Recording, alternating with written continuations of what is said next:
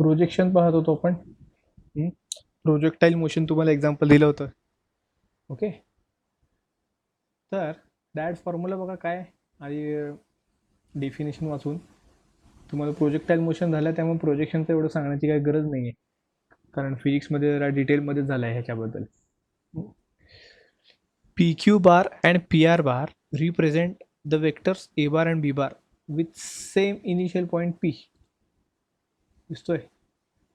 If M be the foot of the perpendicular, foot of the perpendicular आहे इथं, foot of the perpendicular from R, R पासून foot of the perpendicular आहे to the line containing P Q bar, to the line containing P Q bar, then mod P S bar is called scalar projection. पहिलं काय आहे? Scalar projection आहे आपलं. पहिला काय आपला? स्केलर प्रोजेक्शन आहे. इथं पण दोन टाईप आहेत, स्केलर प्रोजेक्शन आणि वेक्टर प्रोजेक्शन. बघा, स्केलर आणि vector. On B bar of B bar on A bar, B बारचा ए बारवर स्केलर प्रोजेक्शन, बी बारचा ए बारवर. साधं एक्झाम्पल दिलंय, we can think of it as a shadow of B bar on A bar. B बारची shadow म्हणजे ए bar, B बारची shadow म्हणजे ए बार, त्यालाच म्हणायचं प्रोजेक्शन. बी बारचं प्रोजेक्शन म्हणजेच काय? बी बारची शॅडो, बी बारची सावली, म्हणजे आपली सावली म्हणजे आपलं प्रोजेक्शन आहे असं. वेन सन इज ओव्हरहेड, डोक्यावर असताना. ठीक आहे, दॅट फॉर्म्युला दिलेला आहे, तुम्ही फॉर्म्युला फक्त लक्षात ठेवा. Scalar projection of B bar. आणि प्रूफ वगैरे काय आपल्याला दिले पण नाही आहे, डिटेल पण नाही, आपल्याला फक्त आणि फक्त फॉर्म्युलाची गरज आहे. Scalar projection of B bar on A bar is equal to A bar dot B bar divided by mod A bar, divided by mod A bar. आणि वेक्टर प्रोजेक्शन काय? A bar dot B bar into A bar upon mod A bar bracket square, A bar upon mod A bar bracket square. हे तर unit vector असते, तुम्हाला माहिती आहे. A cap, A cap unit vector आहे, तुम्हाला माहिती आहे. तर इथं जास्त बघायची काही गरज नाही आहे, कारण एक तर झालेला पार्ट आहे आणि जास्त महत्त्वाचा पण नाही. ठीक आहे, प्रोजेक्शन आपण एवढंच बघितलं तरी चालतं आहे. पुढे बघूया आपण. हां, हा महत्त्वाचा पार्ट आहे 12वीच्या दृष्टिकोनातून, कारण आणि जुन्या सिलेबसमध्ये हा 3 डायमेन्शनल जॉमेट्री म्हणून चॅप्टर होता, जो नवीन सिलेबसमध्ये काढलेला आहे, त्यातला पार्ट आहे. तो इथं मर्ज करून टाकला आहे, म्हणजे चॅप्टर आहे पण म्हणता येतं, नाही पण म्हणता येतं. ठीक आहे, आता डायरेक्शन अँगल्स म्हणजे काय बघा.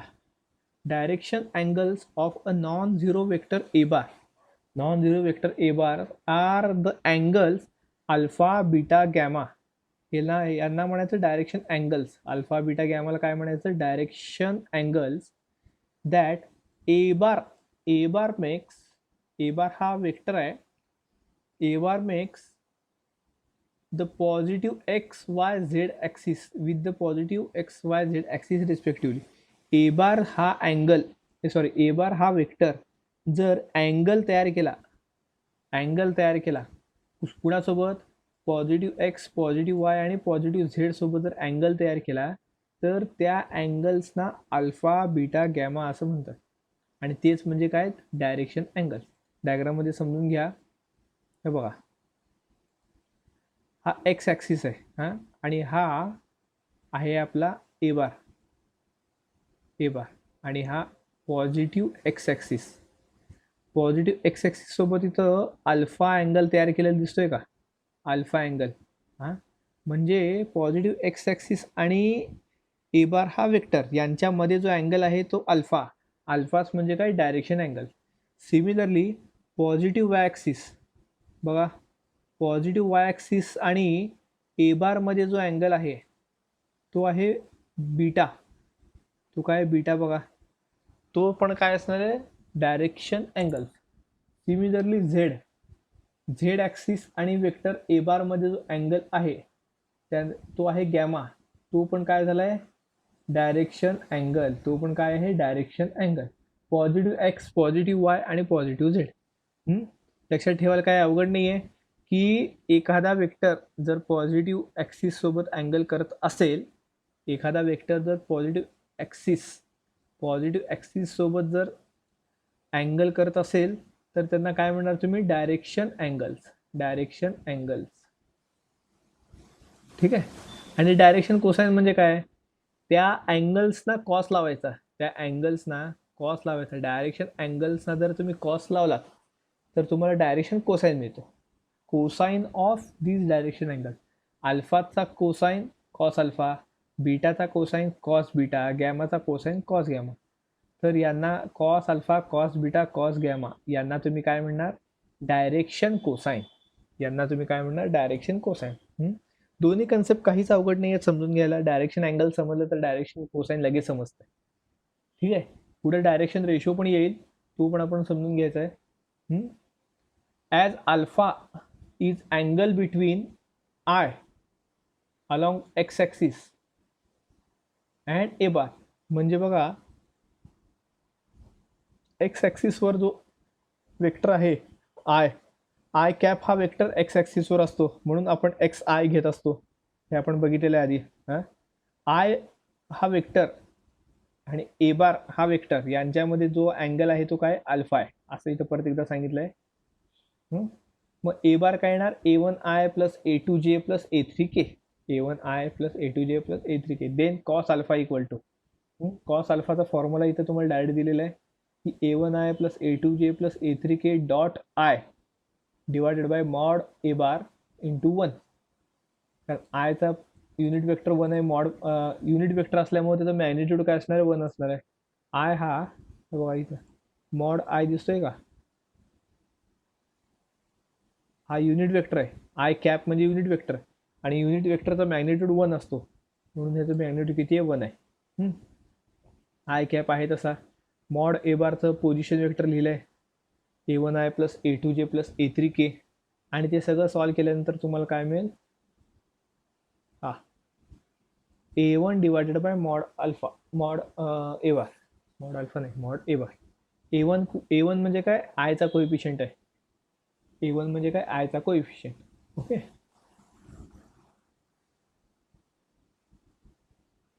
Similarly A2 divided by mod A bar, A3 divided by mod A bar हे काय असणार आहे, कॉस बीटा आणि कॉस गॅमा. फॉर्म्युले आहेत, फॉर्म्युले लक्षात ठेवायचे फक्त, बाकी काही करायचं नाही. इथं cos alpha equal to A1 upon mod A bar, cos beta equal to A2 upon mod A bar, आणि cos gamma equal to A3 upon mod A bar. Where mod A bar is equal to square root of A1 square plus A2 square plus A3 square, हे तुम्हाला माहिती आहे. Mod ए बारचा magnitude कसा काढायचा. ठीक आहे. तर हे फॉर्म्युला लक्षात ठेवा. ए बार म्हणजे काय, कॉस अल्फा, कॉस बीटा आणि कॉस गॅमा. ठीक आहे. By squaring and adding we get, squaring and adding we get cos square alpha plus cos square beta plus cos square gamma is equal to. ह्याची काही गरज नाही आहे, तुम्ही direct हे बॉक्स लक्षात ठेवा. Cos square alpha plus cos square beta plus cos square gamma is equal to 1, is equal to 1. ठीक आहे. हे रिलेशन समजून घ्या की प्रत्येक डायरेक्शन कोसाइनचा एकमेकांसोबत काय रिलेशन आहे. डायरेक्शन कोसाइनचा एकमेकांसोबत काय रिलेशन आहे, तर तो हा. ठीक आहे. Cos square alpha plus cos square beta plus cos square gamma is equal to 1. अजून एक इथं एक सिम्बॉल लक्षात ठेवा, पुढं आहे की नाही मला माहीत नाही, पण लिहून ठेवा की तुम्ही cos alpha equal to, cos अल्फाला तुम्ही एल देखील म्हणू शकता. Cos alpha is equal to small L, is equal to small L. Cos beta is equal to small M, आणि cos gamma is equal to small N, is equal to small N. ठीक आहे. मग हा equation कसं येणार, cos alpha म्हणजे L आहे, म्हणजे L square plus M square plus N square is equal to 1. L square plus M square plus N square is equal to 1. हे इक्वेशन तुम्हाला मिळतं आहे. ठीक आहे. ते एक लक्षात ठेवा की कॉस अल्फा म्हणजेच एल आहे, कॉस बीटा म्हणजेच एम आहे, आणि कॉस गॅमा म्हणजेच एन आहे. ठीक आहे.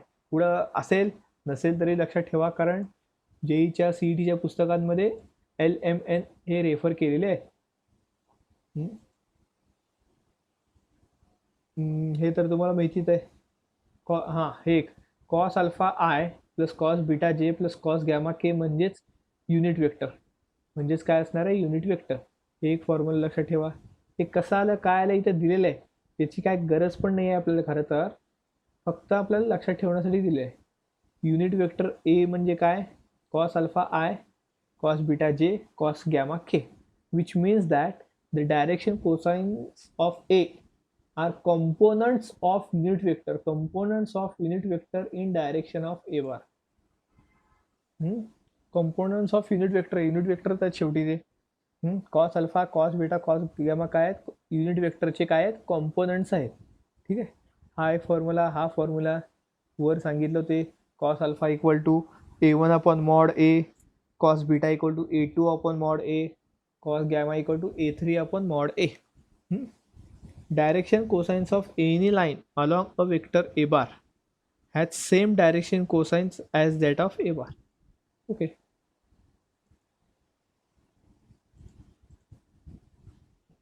हे बघा इथे दिलं आहे बघा, जनरली डिनोटेड बाय LMN.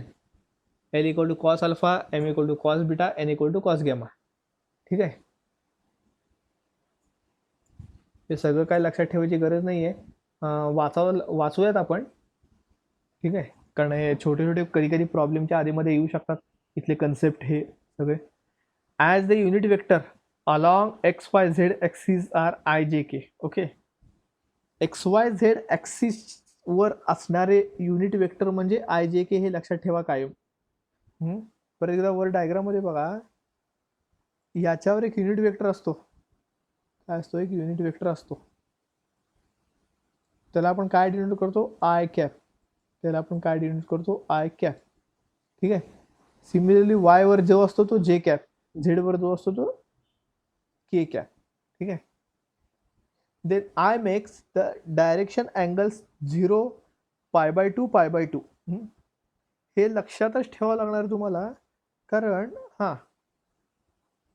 समजा ह्याचा अर्थ काय, त्यांनी काय सांगितलंय, समजा इन शॉर्ट दुसरा अर्थ की ए बार हा वेक्टर एक्स ॲक्सिसवरच आला. ए बार हा वेक्टर जर एक्स ॲक्सिसवरच आला तर अल्फा 0 होणार आहे. अल्फा काय होणार आहे, 0 होणार आहे.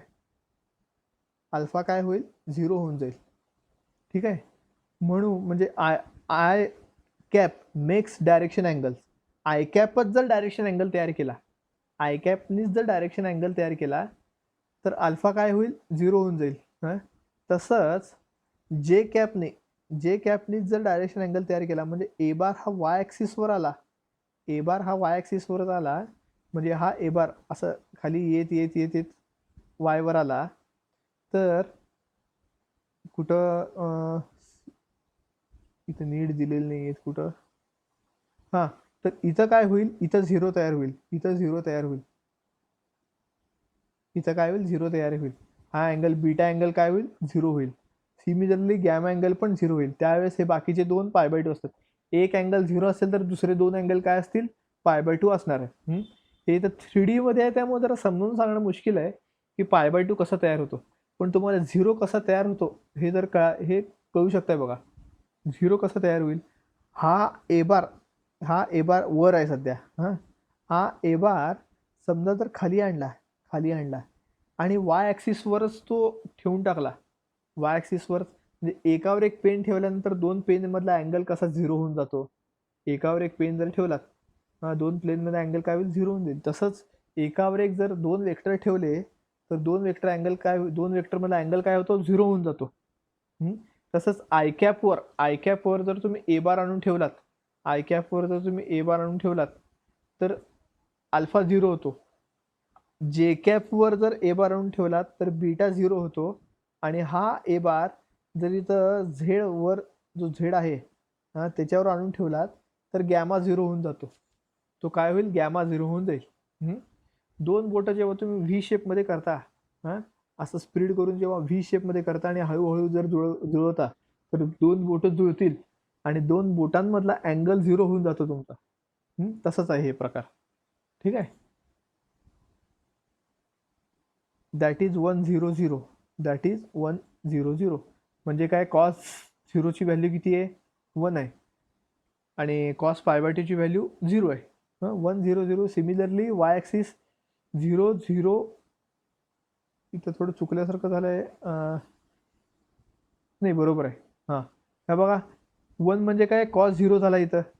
मगाशी म्हणलं तो वाय ॲक्सिस म्हणजे काय, वाय ॲक्सिस म्हणजे जे आणि वाय, जे आणि ए बार एकत्र आला तर तिथला अँगल झिरो होतो. तिथला अँगल झिरो झाला म्हणजे कॉस झिरो झाला. कॉस झिरो म्हणजे 1 आणि बाकीचे दोन पाय/2 होतात. बाकीचे दोन पाय/2 होतात. म्हणजे कॉस पाय/2, कॉस पाय/2 0 0, सिमिलरली 0 0 1.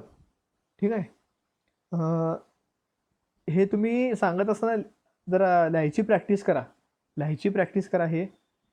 कारण आता समजा हा आयचा आहे. हा आयचा आहे.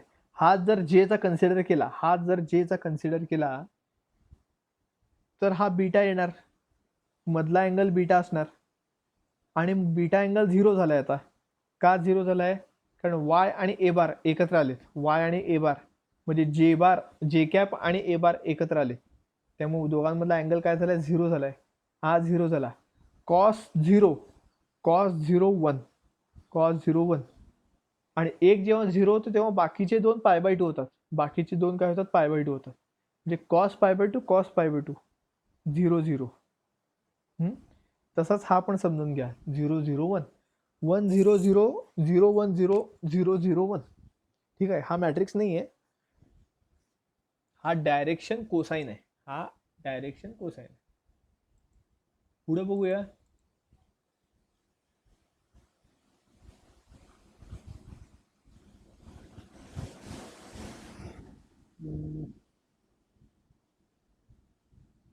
लेट ओ एल आणि ओ एल डॅश, हे बघा, ओ एल आणि ओ एल डॅश. आता आपल्याला इथला तिसराच कलर यूज करावा लागणार आहे. Be the vectors in the direction of line L L dash. L L dash ही एक लाईन आहे, त्याच्यावरचे हे दोन वेक्टर्स आहेत. कुठले, ओ एल आणि ओ एल डॅश. इकडे if alpha beta and gamma are direction angles of O L. Okay, alpha beta gamma हा ओ एल. ओ एल म्हणजे इथं ए बार सारखा झालाय. ओ एल म्हणजे काय, इथं ए बार सारखा आहे. ओके, मग ओ एल हा एक्स ॲक्सिस सोबत अल्फा अँगल तयार करतोय, ओ एल हा वाय ॲक्सिस सोबत बीटा अँगल तयार करतोय आणि ओ एलच गॅमा अँगल तयार करतोय. ओ एलच गॅमा अँगल तयार करतोय. तर इथं आता पुढचं महत्वाचं आहे. पुढं काय महत्वाचं आहे की हा अँगल, आता ही लाईन बघा,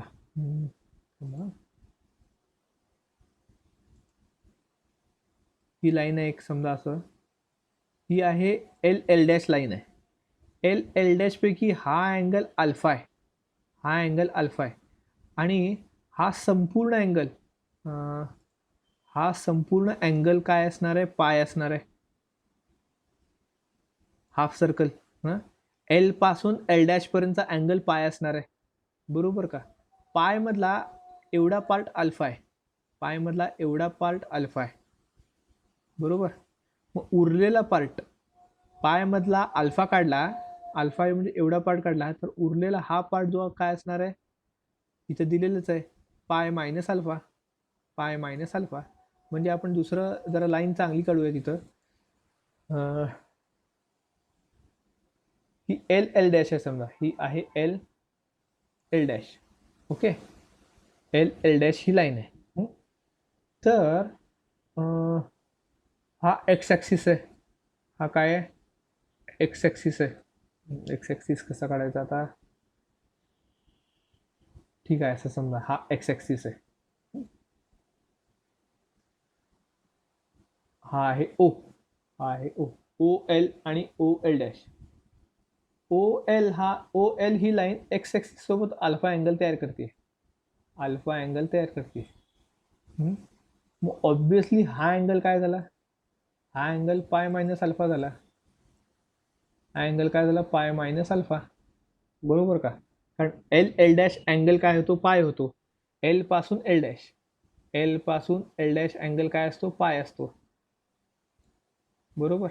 त्यातनं अल्फा अँगल काढला, त्यातनं अल्फा अँगल काढला, उरलेला अँगल काय असणार आहे, पाय मायनस अल्फा. उरलेला अँगल काय असणार, पाय मायनस अल्फा. ठीक आहे. तर हे काय आलं.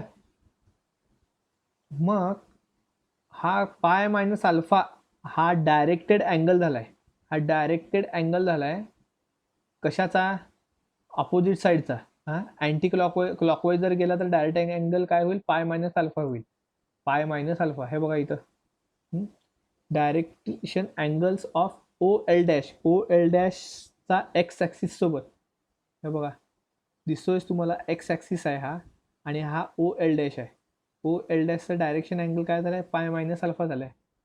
मग जर डायरेक्शन अँगल पाय मायनस अल्फा असेल तर डायरेक्शन कोसाइन काय असेल, cos pi minus alpha. Direction cosine काय असेल, कॉस पाय मायनस अल्फा. हा पाय मायनस अल्फा डायरेक्शन अँगल आहे, तर cos pi minus alpha direction cosine आहे, इथं दिलेलंच आहे बघा. Direction cosine of O L dash are cos pi minus alpha. आणि cos pi minus alpha allied angle प्रमाणे काय येईल, कॉस पाय मायनस थिटा सारखा येतो. हा तो म्हणजेच काय, हा आहे बघा minus cos alpha. Minus cos alpha. मी जेव्हा अल्फाचा विचार कर, अल्फा जेव्हा म्हणत असतो तेच बीटा आणि गॅमाला पण तेच लागू होणार आहे, तेच नियम लागू असणार आहे. हा तसा पाय मायनस अल्फा आलाय, तसाच पाय मायनस बीटा, पाय मायनस गॅमा पण आलेला आहे. डायरेक्शन अँगल पाय मायनस अल्फा, पाय मायनस बीटा, पाय मायनस गॅमा तिन्ही पण येतात. मी फक्त अल्फाचं बोलतोय, ह्याचा अर्थ त्यात बीटा पण आलेला आहे, गॅमा पण आलेलाच आहे. ठीक आहे. आणि त्यांचे डायरेक्शन कोसाइन काय असणार आहेत, cos pi minus alpha, cos pi minus beta and cos pi minus gamma. बरोबर. मग आलाड अँगल प्रमाणे कॉस पाय मायनस अल्फा काय आला, minus cos alpha. Cos pi minus beta minus cos beta आणि cos pi minus gamma minus cos gamma. That is minus L minus M minus N. कळालं का. आता diagram मध्ये बघा, हे बघा पॉझिटिव्ह एक्स ॲक्सिस कडे गेलात तर plus L plus M plus N. Negative X axis कडे आलात, उलटा आलात तर minus L minus M minus N. ठीक आहे. आणि पॉझिटिव्ह एल घ्या, पॉझिटिव्ह एम घ्या, पॉझिटिव्ह एल पॉझिटिव्ह म्हणजे एक मिनिट, सगळंच पॉझिटिव्ह घ्या किंवा सगळंच निगेटिव्ह घ्या. म्हणजे कसं, हा इथं दिलं आहे बघा, सगळंच पॉझिटिव्ह घ्या किंवा सगळंच जर निगेटिव्ह घेतला तरी हे इक्वेशन सॅटिस्फाय होणारच आहे. कारण मायनस एलचा स्क्वेअर प्लस एल स्क्वेअरच येणार आहे. मायनसचा स्क्वेअर देखील प्लसच असणार आहे. बरोबर. Minus L square plus M square plus N square जरी घेतलं, कुठलेही प्लस घ्या कुठलेही मायनस घ्या, इज इक्वल टू शेवटी काय येणार आहे, वनच येणार आहे. हे रिलेशन सेम राहणार आहे. तुम्ही इकडे मायनस एल घ्या प्लस एल घ्या, काही फरक पडत नाही या इक्वेशनमध्ये. ठीक आहे. पण जेव्हा तुम्ही पॉझिटिव्ह एक्स ॲक्सिसकडे जाता तेव्हा सगळं प्लस असणार आहे, निगेटिव्ह ॲक्सिसकडे जाता सगळं मायनस असणार आहे. ठीक आहे. हे डायरेक्शन रेशो, डायरेक्शन कोसाइन समजलं असेल तर डायरेक्शन अँगल आणि डायरेक्शन कोसाइन समजलं असेल तर डायरेक्शन रेशो पण येत आहे, तुम्हाला सांगितलं होतं. काही अवघड नाही आहे डायरेक्शन रेशो, ते आपण बघूया आता. Any 3 numbers which are proportional to direction cosines of the line are called direction ratio. Direction रेशोचे प्रपोर्शन, डायरेक्शन कोसाइनचे प्रपोर्शन म्हणजेच काय असणार आहे, डायरेक्शन रेशो. ठीक आहे. त्यांना तुम्ही दाखवणार काय, ए बी सी. एक्झाम्पल मध्ये समजून घेऊया आपण हे. एबीसी म्हणजेच एल एम एन म्हणजेच एबीसी, हे लक्षात घ्या इथं. If L M N are direction cosines and A B C are direction ratios, then इथं रिलेशन या रिलेशनवरून समजून घेता येत आहे बघा. या रिलेशनवरून बेस्ट समजून घेता येतं. म्हणजे बघा, डायरेक्शन कोसाइनला एखाद्या रिअल नंबरनी मल्टिप्लाय केलात तर तुम्हाला डायरेक्शन रेशो मिळतो. तर तुम्हाला काय मिळतो, डायरेक्शन रेशो. डायरेक्शन कोसाइन काय असतो आपला, हे फक्त सध्या समजून घ्या. डायरेक्शन कोसाइन काय असतो आपला, एल आहे. एलला जर तुम्ही एखाद्या रिअल नंबरने म्हणजे लॅम्बडाने जर मल्टिप्लाय केला तर तुम्हाला काय मिळतो, डायरेक्शन रेशो. तर तुम्हाला काय मिळतो, डायरेक्शन रेशो. ठीक आहे. सिमिलरली एमला जर तुम्ही डायरेक्ट मल्टिप्लाय केला तर बी मिळतो, आणि एनला जर तुम्ही स्केल कुठल्या रिअल नंबरने मल्टिप्लाय केलं तर सी मिळतो. ठीक आहे. फॉर एक्झाम्पल इथे दिलंय बघा, समजा जर डायरेक्शन कोसाइन हे असतील 0, 1/2, √3/2, तर हे सगळे काय असणार आहेत, हे सगळे डायरेक्शन रेशो असणार आहेत. कसे काय, समजा डायरेक्शन कोसाइनला रिअल नंबरने मल्टिप्लाय करा म्हणजे समजा 2ने मल्टिप्लाय केलं, 2 × 0 0च येणार आहे, 2 × 1/2 1 येणार आहे, 2 × √3/2 √3 येणार आहे. ओके, हे कळालं. अजून तर कशाने मल्टिप्लाय केलं सांगा इथं. 2 × √3ने मल्टिप्लाय केलं आहे, 2 × √3ने मल्टिप्लाय केलं, इथं 0ला 0च असणार आहे. 2 × √3 मल्टिप्लाय बाय 1/2, हे 2 2 कॅन्सल, √3 राहिला, पुढं पण 2 2 कॅन्सल, √3 × √3 3 राहिला. म्हणजे तुम्ही कशाने जरी मल्टिप्लाय केलं तरी रेशो तुम्हाला मिळणारच आहे. हां, सांगायचा मुद्दा कळाला का, कशावर काय काय डिपेंड आहे. वेक्टरवर डिपेंड अँगल आहे, वेक्टरवर डिपेंड काय, अँगल आहे. तुम्ही वेक्टर कसा घेताय, पॉझिटिव्ह ॲक्सिसकडे घेताय का निगेटिव्ह ॲक्सिसकडे घेताय, त्याच्यावर डिपेंड अँगल आहे. अँगल म्हणजे direction angle. Okay, direction angle काय आलाय त्याच्यावरनं डायरेक्शन कोसाइन महत्वाचं आहे. त्याच्यावरनं काय महत्वाचं आहे, डायरेक्शन कोसाइन. आणि डायरेक्शन कोसाइन काय आलाय त्याच्यावर डायरेक्शन रेशो महत्वाचा आहे. त्याच्यावर काय महत्वाचं आहे, डायरेक्शन रेशो. ठीक आहे. आता इथं काय म्हणलंय बघा, a line has infinitely many direction ratio. Direction ratio infinite असू शकतात, पण एकच डायरेक्शन कोसाइन असू शकतो. या एक्झाम्पलवरनं समजून घेऊया आपण की एखाद्या लाईनचा डायरेक्शन कोसाइन एकच असतो. एखाद्या लाईनचा डायरेक्शन कोसाइन काय असतो, एकच असतो, पण डायरेक्शन रेशो इन्फायनाइटली मेनी असतं. बघा, अँगल एकच आहे, अँगल जर एकच असेल तर डायरेक्शन कोसाइन पण एकच पाहिजे, बरोबर का. म्हणजे समजा हे आहे एल डॅश, इथं तुम्ही अल्फा अँगल तयार केला एक्स ॲक्सिस सोबत, अँगल हा अल्फा आहे. अल्फा अँगल एकच असणार आहे, अल्फा अँगल 2 नसणार आहेत, अल्फा एकच असणार आहे. जर अँगल एक असेल तर डायरेक्शन कोसाइन पण एकच पाहिजे, बरोबर का. डायरेक्शन कोसाइन पण एकच पाहिजे, कॉसची व्हॅल्यू फिक्सच आहे. त्यामुळं डायरेक्शन कोसाइन युनिक आहे. डायरेक्शन कोसाइन काय युनिक आहे, अल्फा बीटा गॅमा काय युनिक आहे. पण डायरेक्शन रेशो इन्फायनाइटली मेनी कसे आहेत, तर हे या इक्वेशनवरनं समजून घ्या की डायरेक्शन रेशो म्हणजे काय. डायरेक्शन कोसाइनला तुम्ही रिअल नंबरने मल्टिप्लाय केलं की तुम्हाला डायरेक्शन रेशो मिळतं. आता हा आहे डायरेक्शन कोसाइन, बरोबर. याला तुम्ही रिअल नंबरने मल्टिप्लाय करा. रिअल नंबर म्हणजे कुठला रिअल नंबर, कुठलाही घेऊ शकता, पॉझिटिव्ह घ्या, निगेटिव्ह घ्या.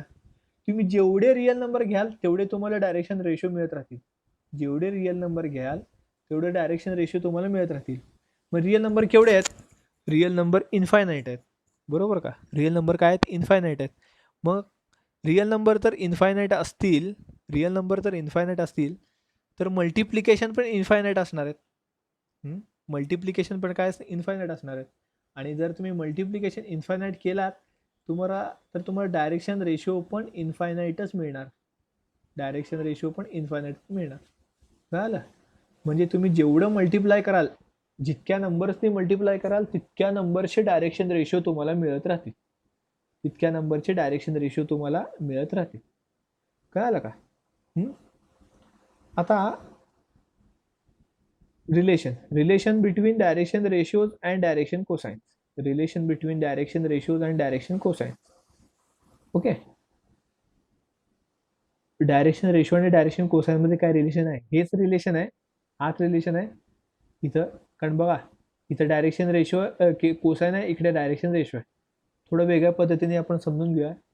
हा एल एल अपॉन ए घेतलं काय, ए अपॉन एल घेतलं काय, सेमच असणार आहे. शेवटी तुम्हाला इथे रिअल नंबरच मिळणार आहे. तर इथे रिलेशन समजून सांगितलं की L upon A is equal to M upon B is equal to N upon C is equal to lambda is equal to lambda. दरवेळेस तुम्हाला cos alpha, cos beta, cos gamma घ्यायची काय गरज नाही. तुम्ही एल एम एन घेऊ शकता. ए B C म्हणजे डायरेक्शन रेशो. हे कन्फर्म लक्षात ठेवा. हे कन्फर्म लक्षात ठेवा. तर याच्यावरून आपण जे वर 3 बघितले होते हे, हां, याच्यावरून हे डिफाईन केलेलं आहे ratio L upon A M upon B N upon C is equal to lambda is equal to lambda. That is हे इक्वेशन घेतलं काय बघा, कन्फ्यूज होऊ नका. दोन्ही इक्वेशन सेमच आहेत. दोन्ही इक्वेशन सेमच आहेत. हे घेतलं काय किंवा हे घेतलं काय एकच आहे. ठीक आहे. लॅम्बडाची व्हॅल्यू फिक्स दिली नाही आहे, त्यामुळे तुम्ही काही गोष्ट लॅम्बडा लॅम्बडा इथं लॅम्बडा डॅश करा, काही फरक पडत नाही. लॅम्बडा डॅश केलं तरी काही फरक पडत नाही जर तुम्हाला कन्फ्यूज होत असेल तर. हां, दोन्ही सेमच आहेत. L square M square N square is equal to 1 हे आपण इक्वेशन वर बघितलं. आणि एल एम एनची व्हॅल्यू माहिती आहे, ती इथं सबस्टिट्यूट केली. एलची व्हॅल्यू लॅम्बडा ए, एमची व्हॅल्यू लॅम्बडा बी, एनची व्हॅल्यू लॅम्बडा सी सबस्टिट्यूट केलं. इथं ब्रॅकेट कंप्लीट करायचं राहिलं आहे. लॅम्बडा स्क्वेअर कॉमन येतं ह्याच्यातनं. लॅम्बडा स्क्वेअर तुम्ही कॉमन काढलात. ठीक आहे, लॅम्बडा स्क्वेअर कॉमन काढलात. इक्वेशन पण खरं बघायची गरज नाही, तुम्ही डायरेक्ट फॉर्म्युला बघू शकता. तर तुम्हाला लॅम्बडाची व्हॅल्यू मिळते. हे ए square plus B square plus C square इकडे खाली आला, मल्टिप्लिकेशन होता, इथं डिव्हिजनला आला आणि स्क्वेअर रूट घेतलं तर तुम्हाला लॅम्बडाची व्हॅल्यू मिळते. लॅम्बडाची व्हॅल्यू काय, plus minus 1 upon square root of A square plus B square plus C square. मग हे जर तुम्ही लॅम्बडाची व्हॅल्यू इथं सबस्टिट्यूट केली प्रत्येकामध्ये सबस्टिट्यूट केली तर तुम्हाला हे फायनल इक्वेशन मिळत आहे बघा. हे महत्त्वाचं आहे, हे लक्षात ठेवायचं. हे महत्त्वाचं आहे, हे लक्षात ठेवा. L equal to plus minus A upon B upon C upon, हे लक्षात ठेवा. हे महत्त्वाचे आहेत. ठीक आहे. याच्यावरचे आपल्याला प्रॉब्लेम पण आहेत, आपल्याला प्रॉब्लेम बघायचे आहेत ह्याच्या पुढं.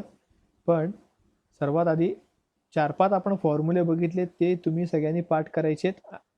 महत्त्वाचे म्हणजे लक्षात ठेवायचे. प्रॉब्लेम सॉल्व्ह करताना एका कच्च्या कागदावर हे सगळे फॉर्म्युले मी तुम्हाला सांगितले लिहून ठेवत जावा, म्हणजे काय अडलं तर तिथं लगेच तुम्हाला दिसतंय. ठीक आहे. कुठलं बघितलं, direction ratio, direction cosine, direction angle, असं आपण सिक्वेन्सने बघत गेलो आहे. हां, हे बॉक्स इथं ऑलरेडी तुम्हाला करून दिलेले आहेत. बॉक्स केलेले तर लक्षात ठेवायचे आहेत, पण हे असे पण लक्षात ठेवा. ए बार म्हणजे काय, ए बार आपण काय डिनोट करतोय. हां, इथं हे ए बार दिलेलं आहे. ठीक आहे. हे रिलेशन लक्षात ठेवा. एल एम एन म्हणजे काय, ए बी सी म्हणजे काय. फॉर एक्झाम्पल इथं वाचा हे परत एकदा. हे इक्वेशन म्हणजेच हा इक्वेशन आहे, हे पण लक्षात ठेवा. लॅम्बडाची व्हॅल्यू काय आहे ते महत्त्वाचं आहे, ते लक्षात ठेवा. हे रिलेशन काय आहे, L square M square N square is equal to 1, ते लक्षात घ्या. ठीक आहे.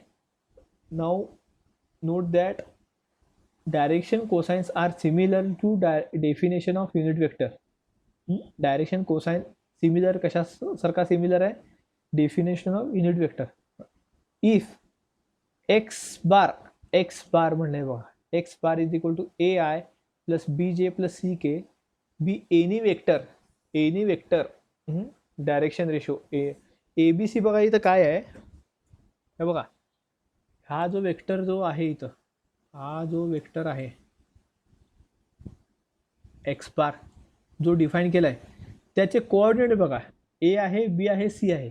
ए बी सी म्हणजे काय असतो, डायरेक्शन रेशो आहे, बरोबर का. डायरेक्शन रेशो वापरून याने एक्स बार हा वेक्टर तयार केलाय. डायरेक्शन रेशो वापरून एक्स बार हा वेक्टर तयार केलाय.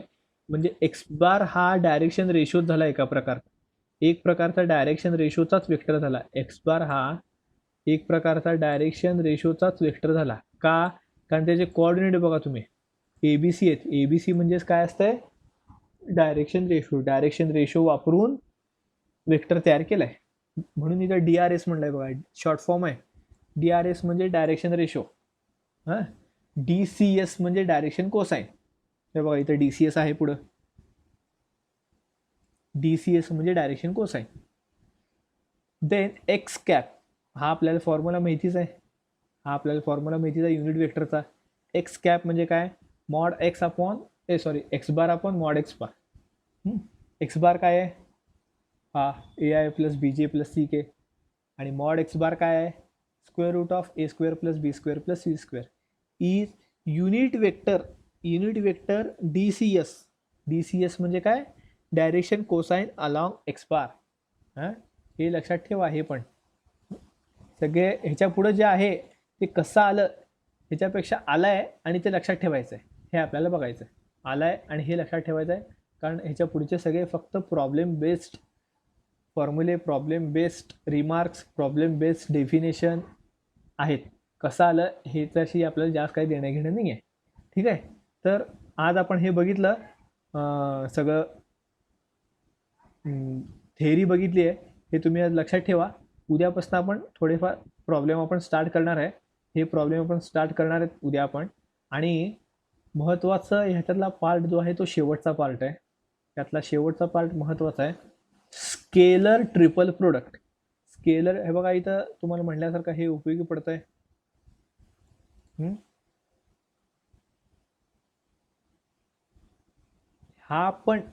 हा जो होता तो आपण जे दोन आधीच्या एक्सरसाइज मधले थेरम म्हणून सोडलेत की प्रॉब्लेम्स, तो हा तिसरा थेरम आहे. हा तिसरा थेरम आहे जुन्या सिलेबस मधला. अल्टिट्यूड आलाय बघा इथं, काल अल्टिट्यूडचा विषय निघाला होता. एक्सरसाइज काय आता म्हणजे प्रॉब्लेम झाल्याशिवाय बघू नका. वेक्टर प्रोडक्ट, स्केलर प्रोडक्ट झाला, आता वेक्टर प्रोडक्ट आहे. वेक्टर प्रोडक्ट तुम्हाला माहिती आहे, हे एकदा वाचा जुन्या सिलेबसमधलं, किंवा तुम्हाला फिजिक्समध्ये जे झालं आहे ते सगळं बेसिकच आहे. मला वाटत नाही हे एवढं घ्यायची काय गरज आहे, कारण राईट हँड रूल तुम्हाला झालेलं आहे सगळं हे. हे बघा, A bar cross B bar is equal to 0, सगळं तुम्हाला झालेलंच आहे हे. व हे प्रॉपर्टी तुम्हाला झालेलंच आहेत. एकदा आपण उद्या वाचूयात हे. अँगल बिटवीन वेक्टर हे साइन थिटा, तिकडे कॉस थिटा होता स्केलरमध्ये, वेक्टरमध्ये साइन थिटा आहे. Geometrical meaning. वेक्टर प्रोडक्ट तुम्हाला 11वीला झाले की नाही मला माहीत नाही, पण सर्वात महत्त्वाचा इथं पार्ट जो आहे तो सर्वात शेवटी ठेवला आहे. आणि खूप म्हणजे नाही, 11वी 12वी वेक्टर मिक्स केले तुम्हाला आधीच म्हणल्यासारखं मी.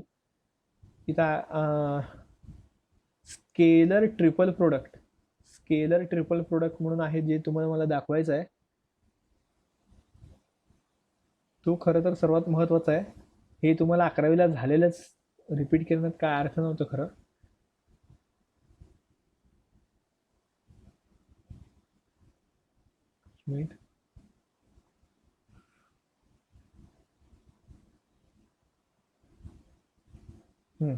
स्केलर ट्रिपल प्रोडक्ट म्हणजे बघा, हे दाखवतो इथे तुम्हाला, हे फक्त इक्वेशन दाखवायचं होतं मला की इथे डॉट पण आलाय आणि क्रॉस पण आलाय, म्हणजे डॉट आणि क्रॉसचा मिक्स प्रोडक्ट आहे. हा डॉट आणि क्रॉसचा मिक्स प्रोडक्ट आहे.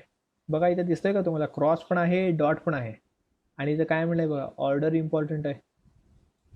म्हणजे तुम्ही ए पहिल्यांदा घेताय, म्हणजे पहिल्यांदा तुम्हाला शेवटच्या दोन वेक्टरचा दुसरा वेक्टर आणि तिसरा वेक्टरचा क्रॉसच करायचा आहे, आणि मग त्याचा पहिल्यासोबत डॉट करायचा आहे.